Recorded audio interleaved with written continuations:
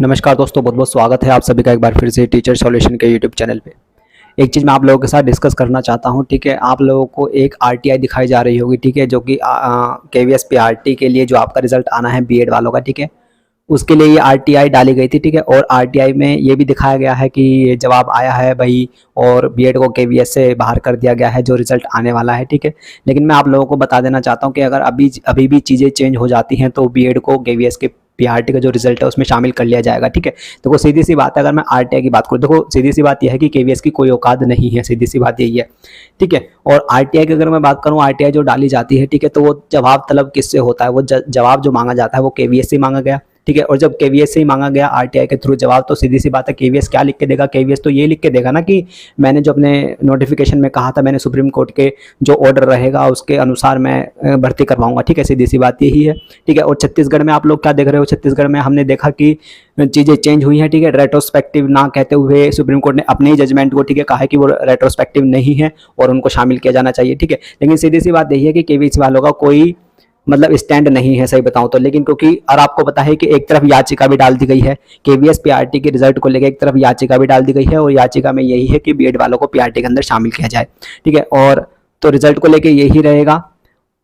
और अगर अब जैसे याचिका वहाँ पे डलती है सुप्रीम कोर्ट में, और सुप्रीम कोर्ट का जो आपको मंडे को आपकी सुनवाई होनी है, और सुनवाई में अगर सुप्रीम कोर्ट यही कह देगी ना कि केवीएस के पीआरटी के लिए बीएड को शामिल किया जाना चाहिए, क्योंकि जो डिसीजन है वो रेट्रोस्पेक्टिव नहीं हो सकता, क्योंकि चीज़ें पहले ही सब कुछ हो चुकी हैं, ठीक है। जो आपका फॉर्म फिलिंग थी, ठीक है, आपका एग्जामिनेशन था, ठीक है, बस आपका रिजल्ट आना था, ठीक है। तो वो सारी चीज़ें जजमेंट से पहले हुई हैं। अगर सुप्रीम कोर्ट मंडे को ये कह देती है तो आपको केवीएस का जो आपका केंद्रीय विद्यालय संगठन है उसको वापस से बीएड को पीआरटी के अंदर शामिल करना होगा। तो जो ये आरटीआई चल रही है, ठीक है, इसको देख के ज़्यादा घबराना नहीं है, ठीक है, क्योंकि केवीएस का कोई भी दीन ईमान नहीं है, इससे बिल्कुल भी घबराना नहीं है। और जो बच्चे इसको वायरल कर रहे हैं, ठीक है, उनसे भी वो तो मतलब उनको तो व्यूज़ चाहिए, उनको कोई मतलब नहीं है, उनको सोल्यूशन नहीं देना है आप लोगों को। कोई भी टीचर्स है, ठीक है, वो आरटीआई आपको दिखा देगा और बोल देगा कि हाँ बीएड केवीएस से बाहर, ठीक है। कोई भी यूट्यूबर है मतलब उठाया गिरा, ठीक है, वो भी बस उसको व्यूज चाहिए, ठीक है, वो भी यही डाल देगा कि हाँ आरटीआई का रिप्लाई देख लो केवीएस पीआरटी से बाहर। उसको कोई सोल्यूशन नहीं देना है आप लोगों को, उसका सोल्यूशन भाई यही है। अगर सुप्रीम कोर्ट मंडे को ये कह देगा ना कि हाँ मेरा जजमेंट रेट्रोस्पेक्टिव नहीं है और बीएड को प्राइमरी के अंदर शामिल किया जाना चाहिए केवीएस को, क्योंकि सारी चीज़ें पहले ही हो चुकी हैं, तो केवीएस फिर से आप लोगों को शामिल कर लेगा बीएड वालों को। तो यही सारी चीजें हैं, ठीक है। आरटीआई को रिप्लाई देख के ज्यादा नहीं घबराना है, क्योंकि वो जो जवाब आया है वो केवीएस की तरफ से आया, और केवीएस तो यही कहेगा ना कि मैंने जो नोटिफिकेशन में लिखा है मैं तो वही कहूंगा, वही कहेगा केवीएस भी, ये तो कहेगा नहीं। मान लो अगर आरटीआई डलती और केवीएस से जवाब तलब होता, और केवीएस जवाब में ये थोड़ी ना कह देता कि नहीं नहीं मैं बीएड को शामिल कर लूंगा, जब उसने नोटिफिकेशन में पहले लिखा हुआ है कि हाँ मैं सुप्रीम कोर्ट के डिसीजन को देख के डिसीजन लूंगा। तो सुप्रीम कोर्ट का डिसीजन अगर पलट के फिर से आ जाएगा मंडे को, अगर वो कह देगा कि हाँ बीएड को प्राइमरी में शामिल कर लो, तो सीधी सी बात है वो फिर से नोटिस निकाल देगा केवीएस कि हाँ ठीक है हम शामिल करते हुए ही रिजल्ट निकालेंगे बीएड और बीटीसी को एक साथ। तो वही सारी चीजें हैं, ज्यादा घबराना नहीं है। ये जो फालतू के जो टीचर्स हैं, ठीक है, आप लोगों को आरटीआई दिखा के डराते रहते हैं, ठीक है, उस आरटीआई से डरना नहीं है, ठीक है। अगर वो सही भी होगी तब भी डरना नहीं है, क्योंकि अगर मंडे को जो भी फैसला होगा, ठीक है, उसके ऊपर सारी चीजें डिपेंड करेंगी, ठीक है ना। और सुप्रीम कोर्ट अगर कह देता है कि हाँ कि पहले सारी चीजें हो चुकी हैं, ठीक है, और एग्जाम भी सब कुछ पहले ही हो चुका है, तो वही सारी चीजें हैं, फिर आप लोगों को शामिल कर लिया जाएगा। तो उसमें भाई घबराने वाली कोई बात नहीं है, ठीक है। और आलतू फालतू की वीडियो मत देखिएगा, ठीक है, वो चीजें बस क्या है बीएड वालों को डराने के लिए है, ठीक है, कि बीएड वालों के लिए आगे बुरी खबर ये हो गया वो हो गया, है ना। तो उससे क्या है कि एक तो बीएड वाले वैसे परेशान है, और ये कुछ यूट्यूबर आप लोगों को परेशान करते रहते हैं, और कुछ टीचर्स भी हमारे महान ऐसे हैं, महाबेवकूफ, ठीक है। और बड़े बड़े टीचर्स हैं, वो छोटे मोटे टीचर्स नहीं है। अगर अभी नाम लूंगा ना घटिया घड़ी हो जाएगी, ठीक है। तो वही सारी चीजें हैं, मैं नाम नहीं लेना चाहता हूँ, क्योंकि उनको सोल्यूशन तो नहीं देना है, बस बच्चों को परेशान करना है। तो बच्चा बीएड वाला वैसे ही परेशान है, ठीक है, और ना ही उन्हें कोई सोल्यूशन देना है। इतने बड़े बड़े टीचर बन बैठे हैं, लेकिन सोल्यूशन उन्हें कुछ भी नहीं देना है। तो भाई इनसे घबराना नहीं है, क्योंकि जो आरटीआई थी, मैं फिर से कह रहा हूँ, जो आरटीआई थी, जो जवाब आया है वो केवीएस की तरफ से आया है, ठीक है। अब मंडे को देखना यह है कि सुप्रीम कोर्ट क्या कहती है। अगर सुप्रीम कोर्ट ने ये कह दिया कि हाँ मेरा डिसीजन जैसे छत्तीसगढ़ वाले उसमें केस में कहा है कि हाँ बच्चों को शामिल करो भाई, क्योंकि जो सारी चीजें हैं वो जजमेंट से पहले हो गई थी, ऐसे केवीएस का है। अगर मंडे को सुप्रीम कोर्ट ये कह देती है कि हाँ सारी चीजें पहले हो चुकी थी भाई केवीएस की भी, तो इनको शामिल करो बीएड वालों को, तो उनको शामिल करना पड़ेगा। केवीएस की कोई औकात नहीं है, उनका कोई स्टैंड नहीं है। अगर बात करो तो केवीएस ने सबसे पहले बीएड को प्राइमरी में शामिल किया था, ठीक है, उनके चेयरमैन के कहने पर ही, है ना। तो वही सारी चीजें और आज वही बाहर कर रही है ना। वो ये तो देखने रही कि हाँ वो कम से कम ये भी कह सकती थी कि हाँ हम कहेंगे सुप्रीम कोर्ट को कि हमारी सारी चीजें पहले हो चुकी है। मतलब जो संगठन है एनसीटी की अगर मैं बात करूं, केवीएस की बात करूं, ये भी मतलब अपने स्टैंड को मतलब अपने जो इनके नोटिफिकेशन को भी जस्टिफाई नहीं कर पाते हैं। सबसे बड़ी बात और सबसे गलत बात है एनसीटी की।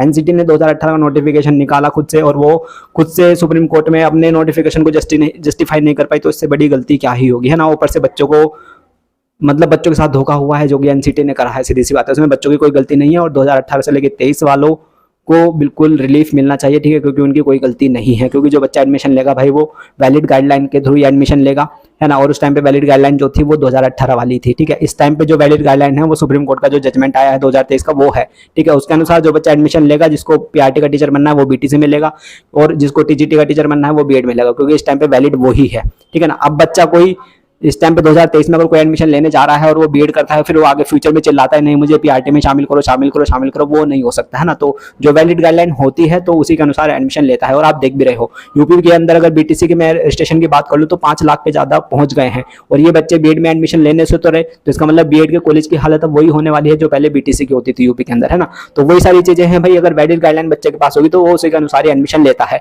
अब 2018 में आप बीएड को पीआरटी के अंदर शामिल करोगे तो सीधी सी बात है बच्चा अपने 80,000 बीएड के अंदर ही तो लगाएगा ना, 80,000 वो उसी डिग्री के लगाएगा जो उसको पीआरटी में शामिल कर रही थी और टीजीटी में शामिल कर रही थी। अब वो 80,000 बीटीसी में क्यों लगाएगा, क्यों खर्च करेगा जब उसके बाद 2018 की वैलिड गाइडलाइन थी उस टाइम पे, है ना। तो वही सारी चीजें हैं भाई, उस टाइम पे बच्चों ने बीएड में एडमिशन लिया, क्यों, क्योंकि वो पीआरटी के अंदर शामिल था उस टाइम पे, इसलिए लिया था, ठीक है। और जो बीटीसी के अंदर जो रजिस्ट्रेशन हो रहे हैं 5 लाख, आप उसका आइडिया भी लगा सकते हो कि बच्चे का पहला टारगेट पीआरटी का शिक्षक बनना ही होता है, क्योंकि इतने सारे रजिस्ट्रेशन होना बीटीसी के अंदर वो यही साबित करता है कि हाँ बच्चा पीआरटी का शिक्षक ही बनना चाहता था, इसलिए उसने बीएड करी थी। और बीएड क्यों करी थी, क्योंकि वो पीआरटी के अंदर शामिल था। ये सिंपल सी एक लॉजिक वाली चीज है, ठीक है। आपको लोगों को समझ में नहीं आती है, और जो हमारे दूसरे भाई बहन है छोटे बीटीसी वाले उनको तो खैर कभी समझ में नहीं आएगा, ठीक है। उनकी तो बात छोड़ देनी चाहिए, है ना। तो वही ज्यादा मैं यही कहूंगा इस वीडियो के माध्यम से कि ज्यादा घबराने की जरूरत नहीं है, ठीक है। ये जो आपकी आरटीआई आई है केवीएस की तरफ से, ठीक है, वो केवीएस का जवाब है, उसने बस अपने नोटिफिकेशन को जस्टिफाई किया है और कुछ नहीं। बाकी मंडे को सुप्रीम कोर्ट जो कह देती है, ठीक है, उसके अनुसार ही आपका फिर से जजमेंट इनका केवीएस वालों का बदल जाएगा। अगर बीएड के फेवर में डिसीजन आ जाता है कि हाँ सारी चीजें जजमेंट से पहले हुई हैं और बीएड वालों को शामिल किया जाना चाहिए, तो केवीएस को रिजल्ट आपका बीएड का भी निकालना पड़ेगा बीटीसी के साथ, है ना। तो ये सारी चीजें हैं। बाकी खुश रहिएगा, अपना ध्यान रखिएगा अपने घर वालों का, और ज़्यादा परेशान नहीं होना है, ठीक है। चीज़ें जल्दी ही पॉजिटिव होंगी, और पॉजिटिव तभी होंगी लेकिन जब आप लोग एक दूसरे का साथ देंगे, ठीक है, सबसे बड़ी चीज़ है। तो चलिए ध्यान रखिएगा अपना घर वालों का और अपना खुद का भी, और पढ़ते रहना है, ठीक है। नमस्ते, टाटा, थैंक यू, धन्यवाद।